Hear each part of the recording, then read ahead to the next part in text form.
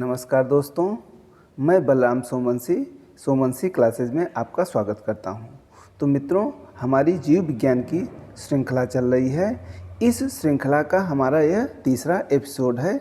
चलिए हम लोग बिना देरी किए हुए देखते हैं कि इस एपिसोड में कितने महत्वपूर्ण प्रश्न हैं जो हमारी परीक्षा की दृष्टि से इम्पॉर्टेंट हैं। तो चलिए हम लोग शुरू करते हैं। तो मित्रों, हमारा जो पहला प्रश्न है कि एक ही गुणसूत्र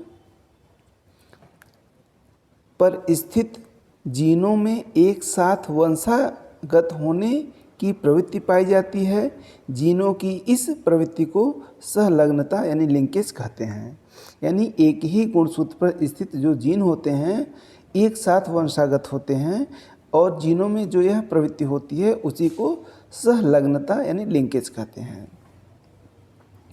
दूसरा हमारा प्रश्न है कि जो यक्स गुणसूत्र होते हैं, यक्स गुणसूत्र पर स्थित जीन ही लिंग संलग्न जीन कहलाते हैं। यानी जो यक्स गुणसूत्र होता है उस पर जो जीन स्थित होता है उसको ही संलग्न जीन कहते हैं, क्योंकि इसका प्रभाव नर तथा मादा दोनों पर पड़ता है। क्योंकि जो यक्स क्रोमोसोम होता है यह यक्स नर में भी होता है और मादा में भी होता है, तो इसलिए इसका प्रभाव दोनों पर पड़ता है। ठीक है, अगला प्रश्न है हमारा कि लिंग संलग्नता की सर्वप्रथम व्याख्या किसने किया था? मार्गन ने किया था 1910 ईस्वी में। ठीक है, तो यह इम्पॉर्टेंट प्रश्न बन जाता है, आप इसको अच्छे से याद रखिए। अगला क्वेश्चन है कि रंग वर्णांधता यानी कलर ब्लाइंडनेस, गंजापन, हीमोफीलिया, मायोपिया, हाइपर ट्राइकोसिस आदि लिंग संलग्न गुण हैं। तो इस तरह से एग्जाम में दे देता है, पूछ लेता है कि इसमें कौन लिंग संलग्न गुण है कौन नहीं है। तो आप इनको याद रखिए। रंग वर्णांधता यानी कलर ब्लाइंडनेस, गंजापन, हीमोफीलिया, मायोपिया और हाइपर ट्राइकोसिस, ये सभी लिंग संलग्न गुण हैं। अगला प्रश्न है मित्रों, लिंग संलग्न गुण स्त्रियों की अपेक्षा पुरुषों में ज़्यादा प्रकट होते हैं। यानी जो ये गुण होते हैं लिंग संलग्न, ये पुरुषों में ज़्यादा प्रकट होते हैं स्त्रियों की तुलना में, यह हमें याद रखना है। अगला क्वेश्चन है कि जो गुणसूत्रों का नामकरण, जो गुणसूत्र थे इनका नामकरण किसने किया था? W. वाल्टेन ने 1888 में किया था। गुणसूत्रों में पाए जाने वाले आनुवंशिक पदार्थ को जीनोम कहते हैं। यानी गुणसूत्रों में जो आनुवंशिक पदार्थ होता है उसको क्या कहा जाता है? जीनोम कहते हैं। अगला क्वेश्चन है, गुणसूत्रों के बाहर जीन यदि कोशिका द्रव्य की कोशिकांगों में होती है तो उन्हें प्लाज्मा जीन कहते हैं। तो प्लाज्मा जीन किसको कहते हैं? कि जो गुणसूत्रों के बाहर जीन यदि कोशिका द्रव्य की कोशिकांगों में होगा तो उसे प्लाज्मा जीन कहते हैं। अगला क्वेश्चन है, 1956 में एस बेंजर द्वारा जीन की आधुनिक विचारधारा दी गई। तो जीन की आधुनिक विचारधारा किसके द्वारा दी गई थी? एस बेंजर के द्वारा। कब दी गई थी? 1956 में, आप इसको याद रखिए। ठीक है, इनके अनुसार जीन के जो कार्य की इकाई है वह क्या है? सिस्टान है। उत्परिवर्तन की इकाई को म्यूटान और पुनः संयोजन की इकाई को रेकान कहा जाता है। ये बहुत ही महत्वपूर्ण है, आप इसको इम्पॉर्टेंट लगा लीजिए। तो पूछा जा सकता है कि जीन के कार्य की इकाई सिस्टान कहलाती है, उत्परिवर्तन की इकाई म्यूटान और पुनः संयोजन की इकाई को रेकान कहा जाता है। मित्रों, आपसे एक निवेदन है कि अगर हमारा यह प्रयास आपको अच्छा लग रहा है तो आप लोग हमारे इस चैनल को लाइक और सब्सक्राइब अवश्य कर दें। आज का हमारा जो टारगेट है 1000 लाइक का है, तो आप लोग इसको अवश्य पूरा कर दीजिए। यही एक हमारा छोटा सा निवेदन है। तो चलिए हम लोग आगे देखते हैं कि मानव में 20 आवश्यक अमीनो एसिड पाए जाते हैं। तो पूछा जा सकता है कि मानव शरीर में आवश्यक अमीनो एसिड की संख्या कितनी होती है? यह 20 होती है।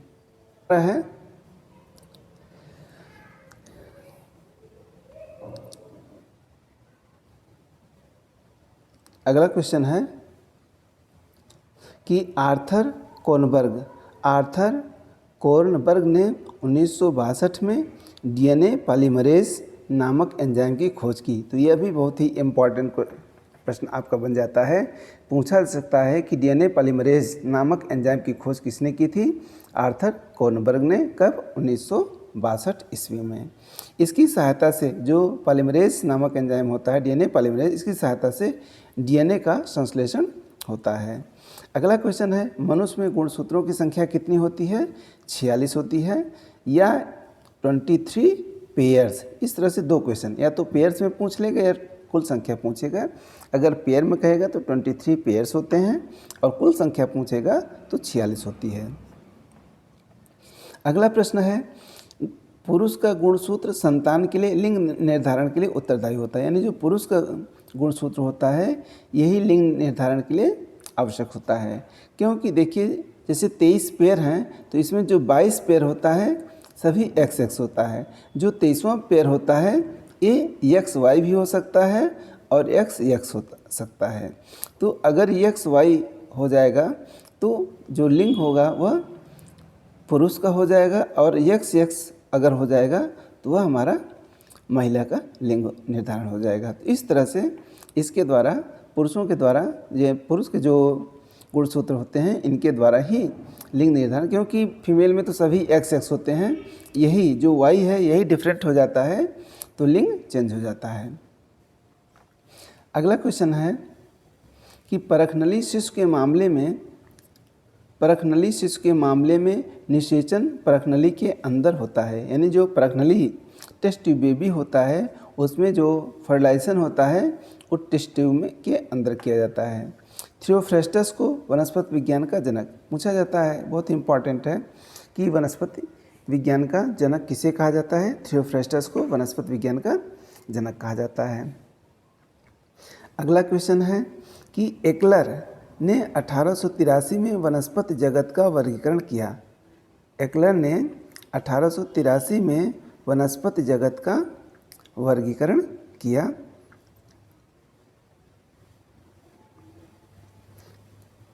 किसमें किया?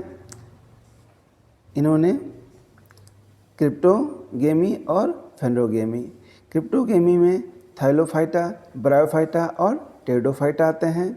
थाइलोफाइटा में शैवाल, कवक और जीवाणु आते हैं। फेनोगेमी में जिम्नोस्पर्म और एंजियोस्पर्म आते हैं। एंजियोस्पर्म में मोनोकाट और डाइकाट आते हैं। तो यह एक्लर का वनस्पति जगत का वर्गीकरण है, आप इसको अच्छे से देख लीजिए। अगला क्वेश्चन है मित्रों, क्रिप्टोगेमी वर्ग के पौधे, जो क्रिप्टोगेमी वर्ग के पौधे होते हैं उनमें पुष्प और बीज नहीं होते हैं। अगला क्वेश्चन है, शैवालों के अध्ययन को क्या कहा जाता है? फाइकोलॉजी कहा जाता है। पोरफायरा, अल्बा, सरगासन, लेमनेरिया और नास्टाक आदि शैवाल भोजन के रूप में प्रयुक्त होते हैं। तो इस तरह से पूछा जा सकता है कि इसमें से कौन सा जो शैवाल है भोजन के रूप में प्रयुक्त किया जाता है। तो इसी में से कोई एक ऑप्शन आपको मिल जाएगा, तो आप इसको अच्छे से याद कर लीजिए कि भोजन के रूप में कौन कौन से शैवाल यूज किए जाते हैं।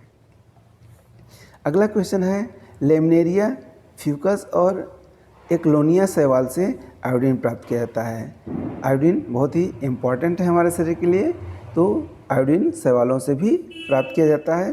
तो आयोडीन किस किस शैवाल से प्राप्त किया जाता है? लेमनेरिया से, फ्यूकस और एक्लोनिया से।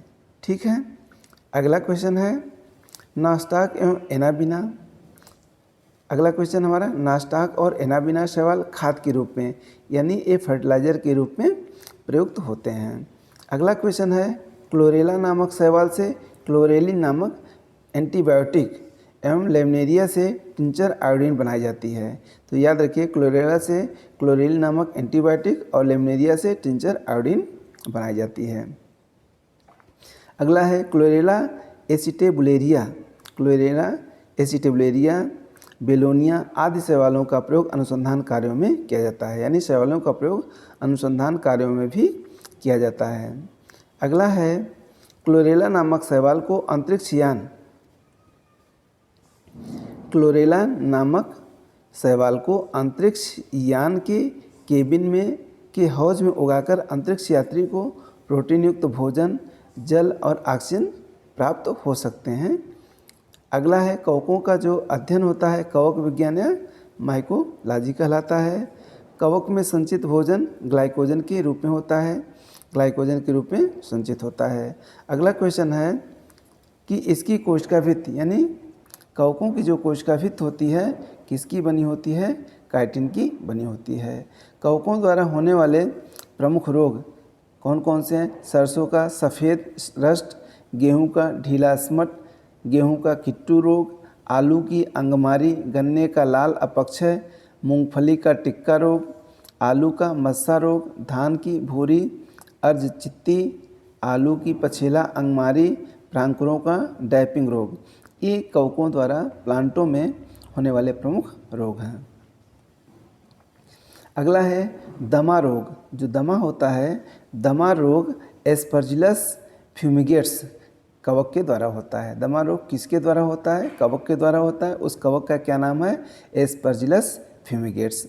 अगला क्वेश्चन है एथलीट फुट। यह टीनिया पेडिस नामक कवक के द्वारा होता है। खाज भी एकेरस एस्केबीज के द्वारा होता है। गंजापन भी कवक के द्वारा होता है। उस कवक का नाम क्या है? टीनिया केप्टिस। टीनिया केप्टिस ये गंजापन के लिए जिम्मेदार कवक है। दाद भी कवक के द्वारा होता है। उस कवक का क्या नाम है? ट्राइकोफाइटान लेस्कोयस। ट्राइकोफाइटान लेस्कोयस के द्वारा दाद रोग हो जाता है। ठीक है, अगला क्वेश्चन हम देखते हैं कि जीवाणु की खोज। जीवाणु की खोज 1683 में हॉलैंड के एंटोनी वान लीeuwenhoek ने की थी। तो जीवाणुओं की खोज किसने की थी? 1683 में हॉलैंड के वैज्ञानिक थे एंटोनी वान लीeuwenhoek। इन्हीं ही जीवाणु विज्ञान का पिता, जीवाणु विज्ञान का पिता किसे कहा जाता है? एंटोनी वान लीeuwenhoek को जीवाणु विज्ञान का पिता कहा जाता है। अगला क्वेश्चन है एहरेनबर्ग ने,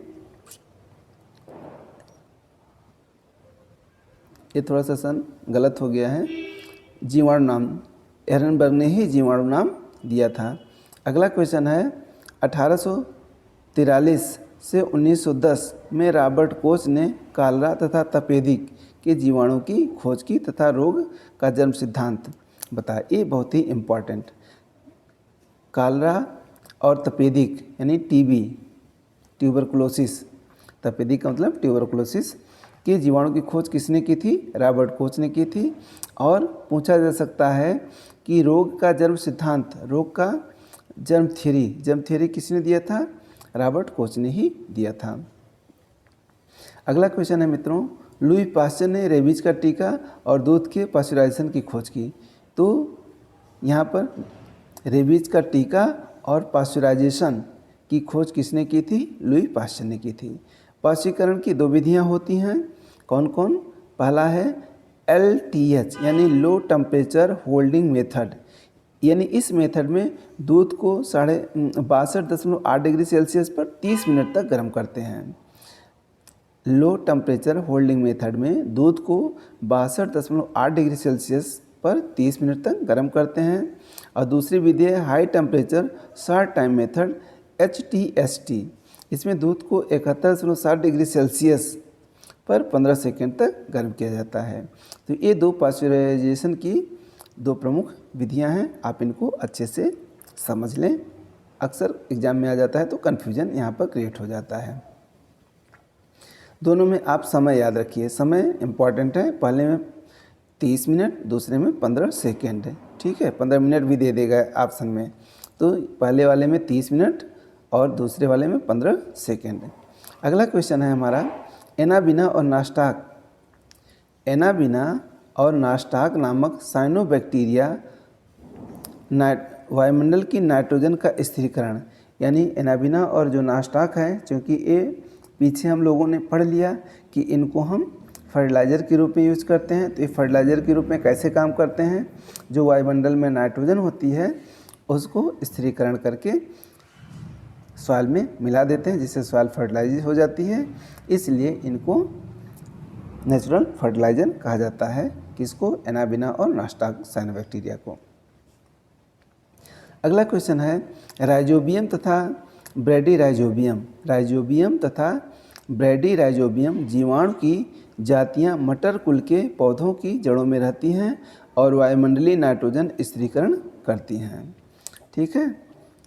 अगला क्वेश्चन है एस्टोबैक्टर, एजोस्पाइरिलम तथा क्लोस्ट्रीडियम जीवाणु मिट्टी के कणों के बीच स्थित वायु के नाइट्रोजन का स्थिरीकरण करते हैं, यानी मिट्टी के बीच जो वायु होती है उसमें जो नाइट्रोजन होती है उसका स्थिरीकरण करते हैं। अगला क्वेश्चन है चर्म उद्योग में चमड़े से बालों तथा वसा को हटाने का काम जीवाणु द्वारा किया जाता है, इस प्रक्रिया को टैनिंग कहते हैं। तो टैनिंग क्या है? जो चमड़े होते हैं उनमें से बालों और उनमें जो वसा होती है उसको अलग करने की प्रक्रिया टैनिंग कहलाती है। अगला क्वेश्चन है कोल्ड स्टोरेज में न्यूनतम तापमान कितना होता है? -10 से -18 डिग्री सेल्सियस पर सामग्री का संचय किया जाता है। अगला है ब्रायोफाइटा सबसे सरल स्थलीय पौधे का समूह है। तो सबसे सरल स्थलीय पौधे का समूह क्या है? ब्रायोफाइटा है। अगला क्वेश्चन है दोस्तों, इसमें संवहन ऊतक अर्थात जाइलम एवं फ्लेम का पूर्णतः अभाव होता है, यानी ब्रायोफाइटा में न तो जाइलम होता है और न ही फ्लेम होता है। अगला क्वेश्चन है कि इस समूह को वनस्पति जगत का एम्फीबिया, किसको?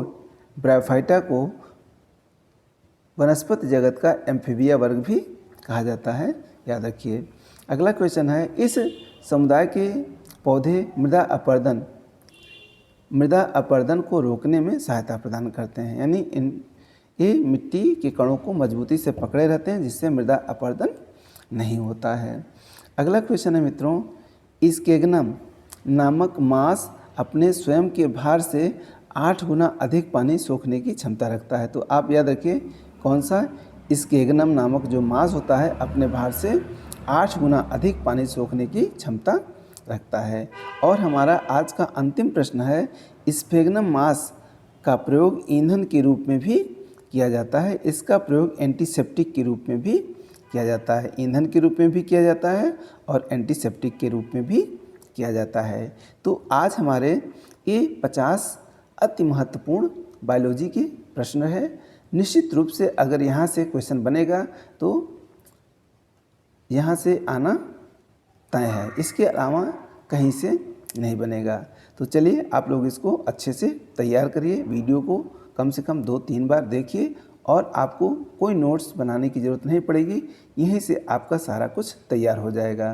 तो अगर हमारा प्रयास आपको अच्छा लग रहा है तो आप लोगों से रिक्वेस्ट है कि आप हमारे इस चैनल को लाइक और सब्सक्राइब अवश्य कर दें, यही हमारा आपसे निवेदन है। और आप लोग हमारे आज के टारगेट को याद रखिए, आज का हमारा टारगेट है 1000 लाइक का, तो आप लोग इस टारगेट को अवश्य पूरा करिए।